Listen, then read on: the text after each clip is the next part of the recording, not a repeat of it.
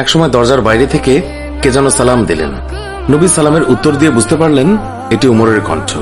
সে আশেপাশে তাকিয়ে দেখে কোনো বিবি নেই। উমরকে নবীর বিবিরাও ভয় পেতেন, কারণ ওনার বিচার সবার জন্য সমান। ওনার কাছে সবাই সমান, সবার জন্য সমান বিধান। মদ পান করার অপরাধে নিজের কলিজার টুকরো সন্তানকে ৮০টা বেত মেরেছে। এক রাত পেটাতে পেটাতে আহত করেছে, আর এক রাত পেটাতে পেটাতে দুনিয়া থেকেই শেষ করে দিয়েছে। একদিন ওমর রাদিয়াল্লাহু তাআলা আনহু ছেলের মুখে গন্ধ পেয়ে ছেলেকে জিজ্ঞাসা করলেন, তুমি কি মদ খেয়েছ? ছেলে বলে, না বাবা, আমি নবীজ খেয়েছি। নবীজ হচ্ছে ১ কেজি দুধের মাঝে ১০-১২টা খুরমা সারা রাত ভিজিয়ে রাখলে খুরমার রস দুধে মিশে গিয়ে দুধের রং লাল হয়ে যায়, খেতে অনেক মজা, সেটাকে বলে নবীজ। কিন্তু এক রাতের বেশি ভিজিয়ে রাখলে সেটা নেশা দ্রব্যে পরিণত হয়। উমর রাদিয়াল্লাহু তাআলা আনহুর ছেলে ৪ রাত ভিজিয়ে রেখে তারই স্বাদ নেয়ার জন্য খেয়েছিল। ছেলের মুখে গন্ধ পেয়ে তাকে মসজিদে নিয়ে যায়। তখন জোহরের নামাজ হয়। উমর তার ছেলেকে মসজিদে নবীর পিলারে বাঁধে। ইমাম সাহেব নামাজের সালাম ফেরানোর পর উমর রাদিয়াল্লাহু তাআলা আনহু বলেন, নামাজের পর সবাই থাকবেন, গুরুদণ্ড আছে।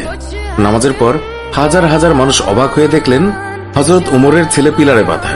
অনেকেই ভাবল হয়তো একটু রাগ ধমক দেখিয়ে তিনি ছেড়ে দেবেন। অনেকেই বললেন ৪০টা বেত প্রহার করবেন। এক একজনের এক এক মন্তব্য। আবার কেউ বললেন উমরের মন অনেক কঠোর, সে পুরো শাস্তিই দেবে। এইভাবেই কানাঘুষা চলতেই থাকে। এরই মাঝে উমর চেয়ারে বসে জল্লাদকে ডাকলেন, বললেন, শক্ত দেখে একটি চাবুক এনে চাবুক শুরু করো। জল্লাদ বিসমিল্লাহ বলে চাবুক মারা শুরু করলো। ৩টা চাবুক মারার পর উমর জল্লাদকে এক থাপ্পড় দিয়ে ফেলে দিলেন। উমর রাদিয়াল্লাহু তাআলা আনহুর কাছে জল্লাদের চাবুক মারা পছন্দ হচ্ছিল না, তাই তিনি নিজেই চাবুক মারা শুরু করলেন। এক একটা চাবুক পরে আর মসজিদের বারান্দা ফোঁটা ফোঁটা রক্তের দাগে ভরে যায়। মদিনায় উমরের চাইতে শক্তিশালী আর কেউই ছিল না। ছেলে চিৎকার দিয়ে বলে, আবার মদ খাবো না, আমাকে মাফ করে দাও। কিন্তু উমরের কঠোর মনে কোনো দয়া হলো না। এবার আবু সাহামার মা উমরের পা ধরে বললেন, আমার ছেলেকে আর মারবেন না। ৩০টা বাড়ি মারা হয়েছে, বাকি ৫০টা বাড়ির জন্য আমি এক একটা বাড়ির জন্য একটা করে উট আল্লাহর রাস্তায় সাদগা করব। কিন্তু উমরের মনে দয়ামায়া হয় না। ৪০টা বাড়ির পর ছেলে জ্ঞান হারালো। ৫০টা মারার পর আবু সাহামা দুনিয়াতে আর নেই। সবাই তখন নিস্তব্ধ হয়ে গেল।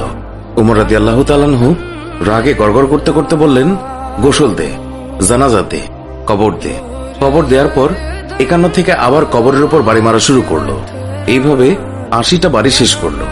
শেষ করে আল্লাহকে বললেন, হে আল্লাহ, আমার ছেলে হওয়ার কারণে আমি বিচারে কোনো ছাড় দেইনি, একটা চাবুকের বাড়িও কম দেইনি।